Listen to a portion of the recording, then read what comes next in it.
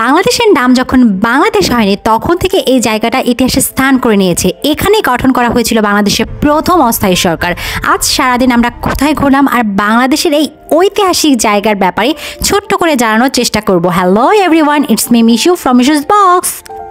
যারা আমার আগের ভিডিও দেখেছেন তারা নিশ্চয়ই জানেন আমরা মেহেরপুরে ঘুরতে এসেছি, আর এখানে প্রথমে গিয়েছিলাম আমঝুপি নীলকুঠিতে। আমঝুপি নীলকুঠি থেকে বের হয়ে আমরা মুজিবনগরের উদ্দেশ্যে বের হয়ে গিয়েছিলাম। আমরা বেশ সকালবেলা বের হয়েছিলাম, তাই সবারই একটু ক্ষুধা লেগে গিয়েছিল।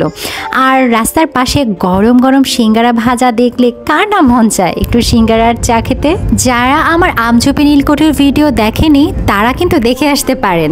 চা সিঙ্গারা খেয়ে আবার গাড়ি চলতে শুরু করলো, আর এদিকে আমার ছেলে আমার আব্বুর চশমা নিয়ে টানাটানি শুরু করে দিয়েছে। এসব করতে করতেই আমরা পৌঁছে গেলাম বাংলাদেশের সেই ঐতিহাসিক স্থান যেখানে প্রথম অস্থায়ী সরকার গঠন করা হয়েছিল, আর অস্থায়ী সরকারের শপথও নিয়েছিল এই জায়গায় মুজিবনগরে। আমি জানি না মুজিবনগর এখন দেখতে ঠিক কী রকম।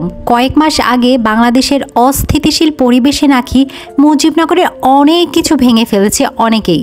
আমি যেহেতু গত বছর গিয়েছিলাম তাই আমার চোখে কেমন ছিল মুজিবনগর সেটাই তুলে ধরার চেষ্টা করব আপনাদের সাথে। তো চলুন জেনে নেওয়া যাক মেহেরপুরের বৈদ্যনাথতলা কীভাবে মুজিবনগরে পরিণত হলো। মেহেরপুর জেলা তৎকালীন কুষ্টিয়া জেলার অন্তর্ভুক্ত ছিল। মুজিবনগর এই ঐতিহাসিক স্থানটি তৎকালীন বাংলাদেশের বৈদ্যনাথতলা নামে পরিচিত ছিল। মুক্তিযুদ্ধে নেতৃত্ব দানকারী বাংলাদেশের প্রথম অস্থায়ী সরকার গঠন করা হয় 1971 সালে 10 এপ্রিল, আর এই সরকার শপথ গ্রহণ করে 1971 সালের 17 এপ্রিল বৈদ্যনাথতলায়, বর্তমান মুজিবনগরে। এই সরকারের রাষ্ট্রপতি ছিলেন বঙ্গবন্ধু শেখ মুজিবুর রহমান এবং অস্থায়ী রাষ্ট্রপতি ছিলেন সৈয়দ নজরুল ইসলাম। বাংলাদেশ সরকারের প্রথম প্রধানমন্ত্রী তাজউদ্দিন আহমেদ এই স্থানের নামকরণ করেন মুজিবনগর। বাংলাদেশ স্বাধীন হওয়ার আগ পর্যন্ত মুজিবনগর ছিল সরকারের রাজধানী। মুজিবনগর সরকারের ঐতিহ্য ধরে রাখতেই এখানে গড়ে তোলা হয়েছে মুক্তিযুদ্ধ স্মৃতি কমপ্লেক্স। চলুন এবার সেই স্মৃতি কমপ্লেক্সটি ঘুরে দেখা যাক। ইতোমধ্যে স্মৃতি কমপ্লেক্সে ঢোকার আগে নিশ্চয়ই আপনারা দেখেছেন অনেক ভাস্কর্য ছিল যা দিয়ে বাংলাদেশের তৎকালীন অবস্থা সম্পর্কে বোঝানো হয়েছিল। এই কমপ্লেক্সটি আমার কাছে অনেকটা ভুলভুলাইয়ার মতো মনে হয়েছিল।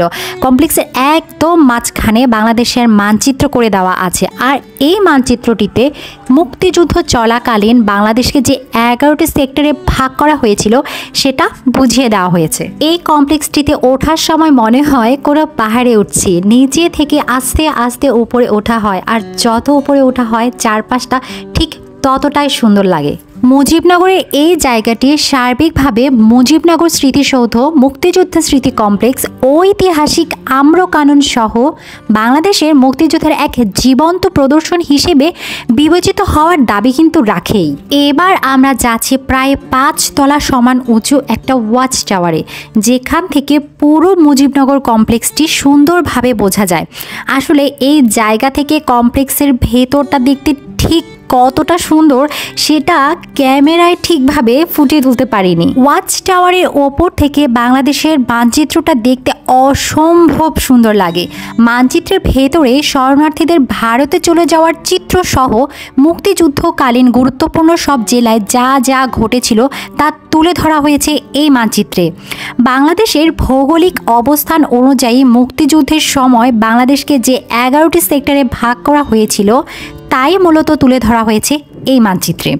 খেয়াল করলে দেখবেন মানচিত্রের উত্তর দিকটা একটু উঁচু, সেটা ঢালু হয়ে গিয়েছে দক্ষিণ দিকে বঙ্গোপসাগরে। আর সমুদ্র তীরবর্তী অঞ্চলগুলোকে দেখানো হয়েছে পানির উপরে ভাসমান অবস্থায়।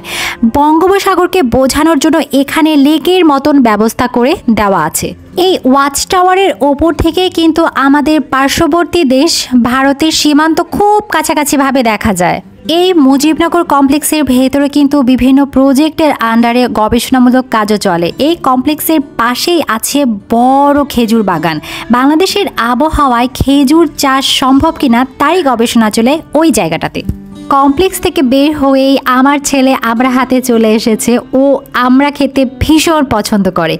এবার আমরা চলে এসেছি সেই ঐতিহাসিক আম্রকাননে।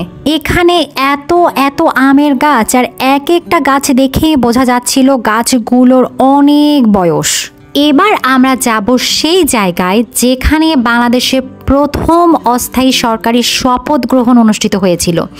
ঠিক যেই জায়গায় শপথ গ্রহণ অনুষ্ঠিত হয়েছিল সেই জায়গায় নির্মিত হয়েছে মুজিবনগর স্মৃতিসৌধ। চলুন এবার আপনাদের সাথে মুজিবনগর স্মৃতিসৌধ নিয়ে কিছু তথ্য শেয়ার করি। স্মৃতিসৌধটি 23টি ত্রিভুজাকৃতি দেয়ালের সমন্বয়ে তৈরি, আর এটা বৃত্তাকারে সাজানো আছে।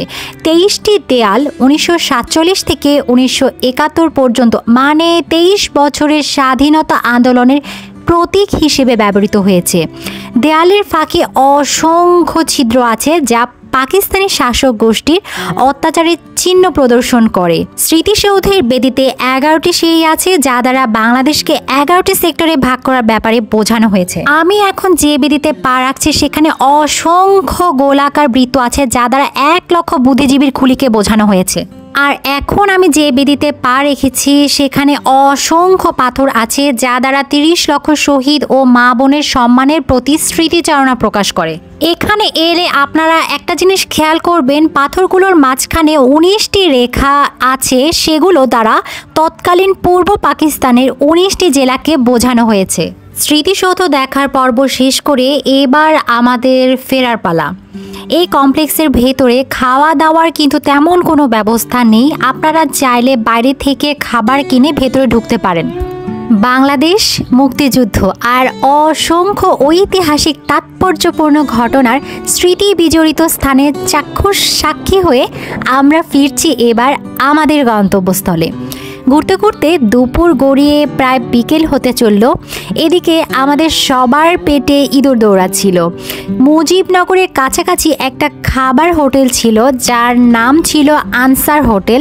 এখানে আমরা আমাদের দুপুরের খাবার ঝটপট খেয়ে নেই।